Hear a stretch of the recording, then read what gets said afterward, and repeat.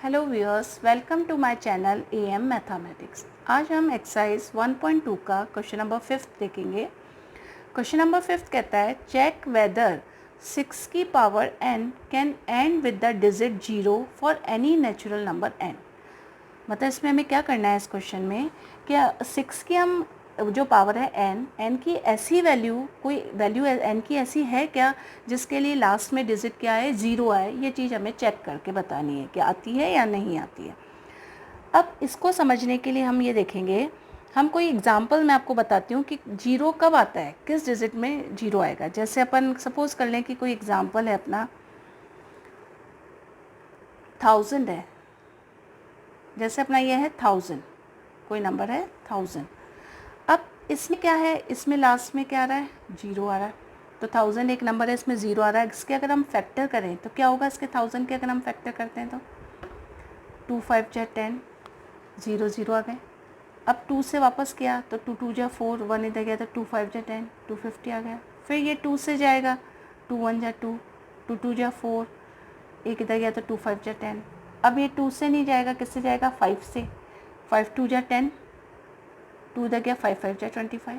फिर आया 5 5 जा 25 और 5 1 जा 5। यानी आपने 1000 के जब फैक्टर्स किए प्राइम फैक्टर तो आया 2 और 5 आ रहे हैं, यानी 2 की पावर 3 एंड 5 की पावर क्या आ रहा है, 3 आ रहा है। मतलब कोई हमने एक ऐसी डिजिट, एक एग्जांपल कंसिडर किया, एक एग्जांपल लिया जिसका एंड 0 आ रहा है, तो उसके फैक्टर्स क्या आ रहे हैं, उनके फैक्टर में 2 और 5 जरूर, 2 और 5 आ रहा है। अब इसको मैं एक और एग्जांपल से देखती हूँ कि सपोज़ कर लीजिए आपने 100 है, मैं 1000 क्यों लें, 100 करके देखें 100 के फैक्टर्स क्या आएंगे। मतलब ऐसी डिजिट चूज़ करी है मैंने, 100 की जगह चलो मैं 40 ले लेती हूँ, जिसकी लास्ट डिजिट क्या आ रही है, 0 आ रही है। अब 40 के अगर मैं फैक्टर करती हूँ तो ये होगा 2 2 2 जा 4 20, 2 1 जा 2 0, फिर 2 5 जा 10 और 5 1 जा 5। तो हमारे 40 के फैक्टर क्या आए, 2 की पावर 3 इंटू 5। 40 के फैक्टर आए 2 की पावर 3 इंटू 5। कहने का मतलब है जिस डिजिट के एंड में 0 आ रहा है उनके फैक्टर्स में 2 और 5 जरूर आ रहे हैं। ऐसे बहुत से एग्जाम्पल लेके हम इसको एक्सप्लेन कर सकते हैं, 50 20 30। तो उनके फैक्टर्स में 2 और 5 जरूर आएगा, चाहे इनकी पावर कुछ भी आए। यहाँ 2 की पावर 3 और 5 की पावर 1 आई, जबकि पहले वाले एग्जाम्पल में हमने क्या देखा, 2 की पावर 3 और 5 की पावर 3 आई। तो यानी 2 और 5 का होना ज़रूरी है। अब हम अपने क्वेश्चन पे चलते हैं। ये एग्जाम्पल सिर्फ इसका कंसेप्ट समझाने के लिए है, ये आपको एग्ज़ाम में लिखने की ज़रूरत नहीं है।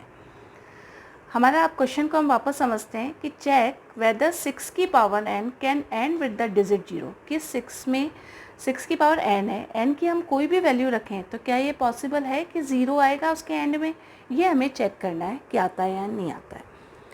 तो हमें एक बात तो क्लियर हो गई कि 6 की पावर n की वैल्यू अगर 0 आती है तो उसके लिए क्या ज़रूरी है कि इसके फैक्टर करें तो 2 और 5 आना चाहिए। तो हम ऐसे लिखते हैं, इस क्वेश्चन में वर्ड्स से इम्पॉर्टेंट है जो हम लिख रहे हैं। if the number 6 raised to power n for any n, किसी भी n की वैल्यू के लिए अगर 6 की पावर n है, for any n were to end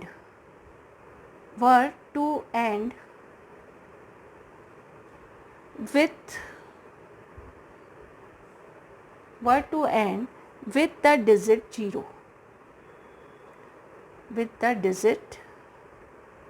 0, then it would be divisible by 5। That is, इसका क्या मीनिंग हुआ, that is the prime factorization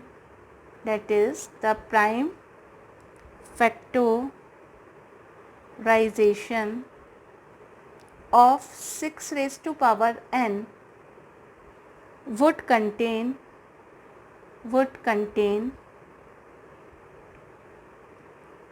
the prime 5। अब जो बात मैंने अभी आपको बोली कि कोई भी नंबर की लास्ट की डिजिट 0 आएगी, उसका फैक्टर क्या होगा, 5 ज़रूर होगा। ये बात मैंने बोली।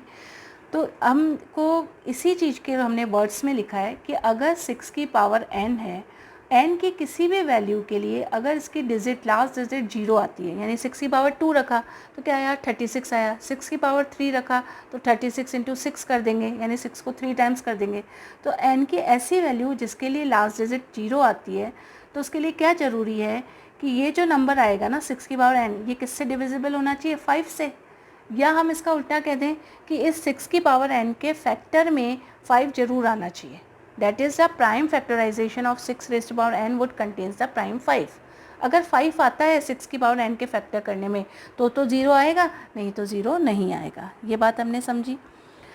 तो अब यहाँ पे हम क्या करेंगे, फैक्टर करके देखेंगे इसके कि क्या पॉसिबिलिटी है। तो हम करते हैं 6 की पावर n के फैक्टर। तो नेक्स्ट लाइन जो है वो है दैट इज़ नहीं, हम ऐसा लिखते हैं, या तो हमने कहा कि इसके फैक्टर में 5 आना चाहिए। अब नेक्स्ट लाइन लिखते हैं दिस इज़ नॉट पॉसिबल। इसमें ये पॉसिबल नहीं है। क्यों, this is not possible because 6 raise to power n, 6 raise to power n किसके बराबर होता है, इसके फैक्टर करें 6 के तो ये होता है 2 इंटू 3 और इस होल की पावर n, यानी 6 के फैक्टर करें तो क्या आएंगे, 2 एंड 3। अब हमने फंडामेंटल थ्योरम में पढ़ा था कि किसी भी कंपोजिट नंबर के फैक्टर हमेशा यूनिक होते हैं। चाहे उन फैक्टर का ऑर्डर चेंज हो सकता है लेकिन फैक्टर्स चेंज नहीं हो सकते। 6 के फैक्टर हमेशा 2 एंड 3 ही आएंगे, चाहे उनकी पावर्स कुछ भी आए। तो इसमें कहीं भी हमें 5 नहीं दिख रहा, तो इसका मतलब इसकी एंड डिजिट कभी भी 0 नहीं आएगी। तो यही चीज़ हमें वर्ड्स में लिखनी है। ठीक है, ये हमने क्या देखा कि अगर फैक्टर 5 आता है तब तो उसकी लास्ट डिजिट 0 हो सकती है, लेकिन 6 के फैक्टर देखा तो 5 नहीं आ रहा। इसका मतलब इसकी लास्ट डिजिट 6 n की कुछ भी वैल्यू रख लो, लास्ट डिजिट 0 नहीं आएगी। तो हमने इसको ऐसे किया, तो हम यहाँ लिखेंगे सो द ओनली, अब इसके प्राइम फैक्टर क्या होंगे, केवल 2 एंड 3 होंगे। तो हम यहाँ लिखते हैं so the only prime in the factorization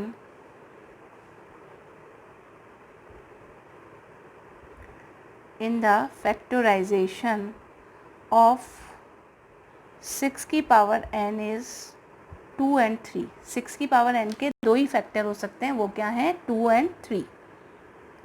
so the, अब किससे, फंडामेंटल थ्योरम कह रही थी ना कि मतलब किसी भी कंपोजिट नंबर के प्राइम फैक्टर यूनिक होते हैं। तो हम देखते हैं कि 6 के और कोई फैक्टर हो ही नहीं सकते, 2 और 3 ही होंगे। चाहे हम 2 इंटू 3 लिखें या 3 इंटू 2 लिखें, ऑर्डर चेंज हो सकता है बट फैक्टर चेंज नहीं हो सकते। तो इस यूनिकनेस थ्योरम के अनुसार हम कह सकते हैं कि इसकी भी एंड डिजिट कभी भी 0 नहीं आएगी। तो लास्ट फाइनली आंसर लिखते हैं। ये तो हमने बताया फैक्टर करके कि इसके में कहीं भी 5 नहीं आ रहा है। अब थ्योरम के अकॉर्डिंग इसकी डिजिट कभी भी 0 नहीं आएगी। तो हम उस थ्योरम को लिख देते हैं। अगली लाइन को मैं रेड पेन से लिख देती हूँ ताकि वो हमारा मेन आंसर है जो कारण बता रहा है कि क्यों नहीं आ रही है। तो हम लिखेंगे so the uniqueness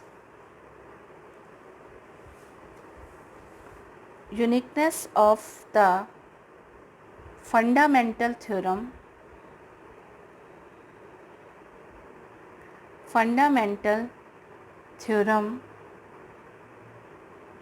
of arithmetic, fundamental theorem of arithmetic, ये H है, fundamental theorem of arithmetic guarantees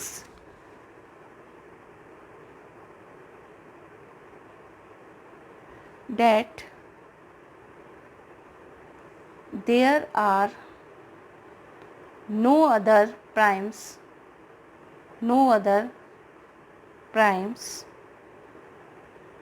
in the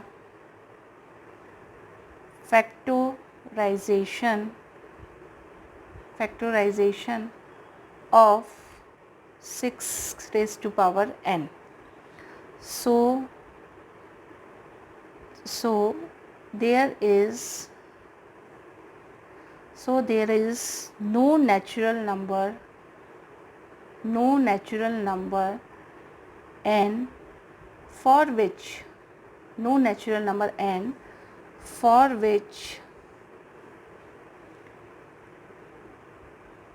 6 raised to power n ends with the digit 0। तो ये हमारा आंसर हो गया। अब आपको मैंने बहुत सारी ये लाइन हो गई थ्योरेटिकल, तो मैं एक बार आपको शॉर्ट में वापस से इन सब का मतलब क्या निकला वो मैं आपको बता देती हूँ। इस फंडामेंटल थ्योरम को समझने के लिए आप मेरे पिछले वाले वीडियोस देखिए। 1.2 जब मैंने स्टार्ट किया था, 1.2 का जब क्वेश्चन नंबर फर्स्ट का फर्स्ट पार्ट किया था, तब मैंने ये इसका कंसेप्ट समझाया था कि फंडामेंटल थ्योरम ऑफ अर्थमेटिक क्या होती है। तो आप उससे उस थ्योरम को देखिए तो आपको ये ज़्यादा क्लियर होगा। लेकिन एक बार मैं इसको समराइज़ कर देती हूँ कि इस क्वेश्चन में हुआ क्या है। क्वेश्चन जो था हमारा वो ये कहता है कि 6 की पावर जो n है, इसमें ये बताना है कि n की किसी भी वैल्यू के लिए क्या जो 6 की पावर n आएगा वो n की किसी भी वैल्यू के लिए उसकी लास्ट डिजिट 0 आएगी या नहीं आएगी, ये हमें चेक करना था।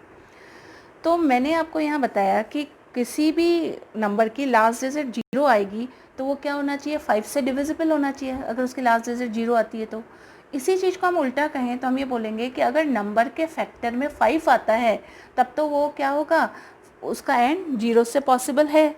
तो हमने क्या किया, इसमें सिर्फ ये एक लाइन करके देखी, बाकी सारी थ्योरी है कि 6 के फैक्टर करके देखे। 6 के फैक्टर होते हैं 2, 3, 2 और 3 और इनकी पावर हो गई n। अब इस फैक्टर में कहीं भी 5 नहीं आया है, केवल क्या आया है 2 और 3 आया है। तो 5 नहीं आया इसलिए हम कह सकते हैं कि इसकी n की डिजिट 0 नहीं होगी। हम यहीं इस चीज़ को ख़त्म कर सकते थे, लेकिन इसमें एक ही लाइन में आंसर ख़त्म नहीं होगा। इसमें हमको बताना पड़ेगा कि क्या कारण है कि क्यों नहीं होगा। तो हमने जब फंडामेंटल थ्योरम पढ़ी थी तो फंडामेंटल थ्योरम ये कहती है कि किसी भी कंपोजिट नंबर के जो फैक्टर्स होते हैं, प्राइम फैक्टर्स होते हैं, वो यूनिक होते हैं। मतलब एक नंबर है, उसके जैसे 6 है सपोज कर लिया, उसके फैक्टर 2 और 3 होंगे, चाहे और दूसरे फैक्टर हो ही नहीं सकते। हाँ ये है कि 2 और 3 का ऑर्डर चेंज हो सकता है। मान लीजिए मैंने लिखा 2 और 2 3 और आप उसको लिख देंगे 3 और 2 2, लेकिन बात वही रहेगी, फैक्टर्स 3 और 2 ही रहेंगे, चाहे उनका ऑर्डर चेंज हो जाए। तो ये है हमारी फंडामेंटल थ्योरम ऑफ अर्थमेटिक। तो उसके हिसाब से हम कह सकते हैं कि n की कुछ भी वैल्यू हो जाए, लेकिन 6 के फैक्टर हमेशा 2 और 3 ही रहेंगे, 5 इसमें कभी नहीं आएगा। तो हमने ये चेक करके बता दिया कि अगर इसमें 5 नहीं आ रहा है तो n की किसी भी वैल्यू के लिए इसकी लास्ट डिजिट 0 नहीं आएगी। तो ये हमने चेक कर दिया।